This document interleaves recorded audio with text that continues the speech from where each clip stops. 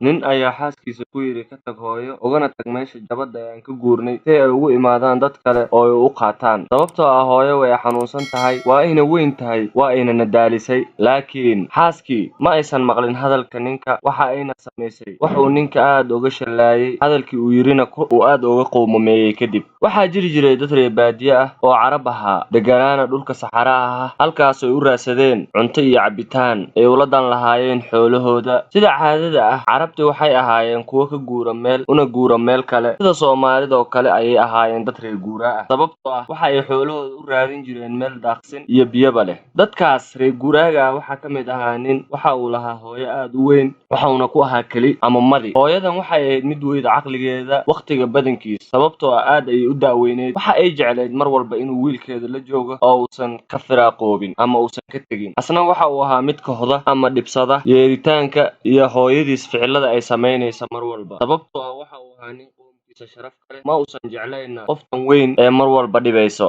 inuu la joogo maalin maalmaha ka mid ah dadkii reer guuraaga ahaa waxa ay damceen inay ka guuraan meeshii ay deganaayeen ayna u guuraan meel kale oo biyo iyo baad ay kasoo heleen ninkii ayaa xaaskiisa ku yidhi markii aan guuritaanka bilowno oo cidda aan furfurno oo aan rabitaanka u dhowaano hooyo ooga tag meeshaan agteedana dhig xoogaa biyo ah iyo wax yaroo zaad ah si hadhow ay u qaataan dadka reer guuraaga dambe inta soo mari doono duqda iyo zaadka amaba ay u dhimato hooyo islaantii baa ninkeeda ku tiri bishaarayso waan samayn doonaa hadalkaaga amarkaagana waan fulin doonaa dadkii reer baadiyaha maalinkii baa ku dheeraaday waxaana ku jiray ninkii naagtii waxa ay ka tagtay ninka hooyadii halkii uu yidhi ooga tag sidii uu doonayay ninkeeda laakiin waxa ay samaysay arrin cajiib ah ama arrin la yaab leh waxa ay ka tagtay ninkii hooyadii iyo wiil yaroo ayada ay dhashay oo asaga u dhashay ninka waxa ay nooga tagtay xoogaa biyo ah iyo wax yaroo cunto ah waxa ay lahayd hal wiil oo hal sano jiro oo ay u dhashay ninkana aad ayuu u jeclaa wiilkiisa weliba jeceyl aad u daran markii la gaaray waqtigii dahiirada ama waqtiga duhurka dadkii reer guuraaga ahaa waxa ay bilaabeen inay naan xoogaa maadaama maadhan ay suugayeen xoolihiina daaqsin ayaa loo foofiyey ama loo soofiyey sababtoo ah subaxii markii waagu uu baryay ayay socod soo bilaabeen waqtiguna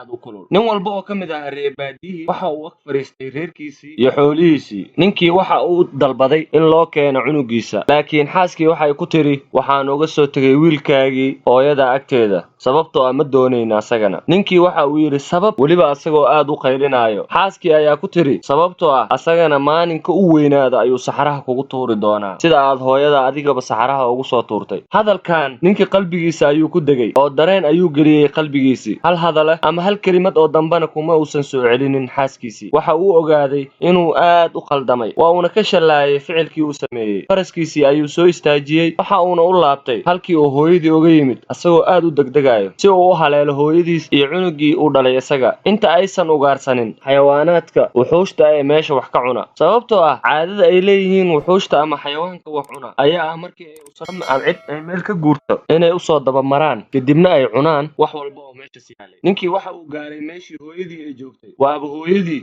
oo wiilkiisii xabadka ku haysa kana celinaysa koox durwaaye ah ama waraabo ah oo ku hareeraysan maamada doonayana inay cunuga ka qaataan ninkii markii uu arkay hooyadu waxay ahayd mid ku qaylinaysa daaya waa wiilkii hebele markii uu arkay ninkii hooyadii wax dhib haysta iyo sida ay u difaacaysa wiilkii yarka ahaa waxa uu dilay dhowr ka mid ahaa waraabayaashii intii soo hartayna waa ay carareen waxa uu soo qaaday hooyadii iyo wiilkiisii markii uu hooyadii dhowr jeer madaxa ka dhuunkaday weliba isagoo aad u ooynaya kana shallaynaya ficilkii xumaa ee uu sameeyey waxa uuna ula soo laabtay halkii iyo meeshii ay deganaayeen qowmkiisii waqtigaas wixii ka dambeeyey waxa uu hooyadii u noqday baari xaaskiisana aad ayuu u jeclaaday haddii la damca in la guuro ama booska laga beddesho qofka ugu horreeya ee uu qaado oo uu saaro ratiga waxa ay ahayd hooyadii weliba waxa uu socon jiray gadaasheeda asaga oo wato faraskiisa haddaba sheekadan waxa aan ka fahmi karnaa mar walba in waalidka loo noqdo baari haddii aad waalidka ku noqoto caasi ogow ciyaalkaaga ayaa caasi kugu noqon doona soomaalidu waxa ay tiraahdaa geed walba dhacaankiisa ayuu dhalaa aan ilaalina waalidkeenna allahana wada ilaaliye waalidka ood ilaaliso waa sharaftaada oo aad dhowrtana waa dadnimadaada iyo waxa aad tahay fadlan usii gudbi barnaamijkan walaalaha kale aad isleedahay waa u anfici doonaa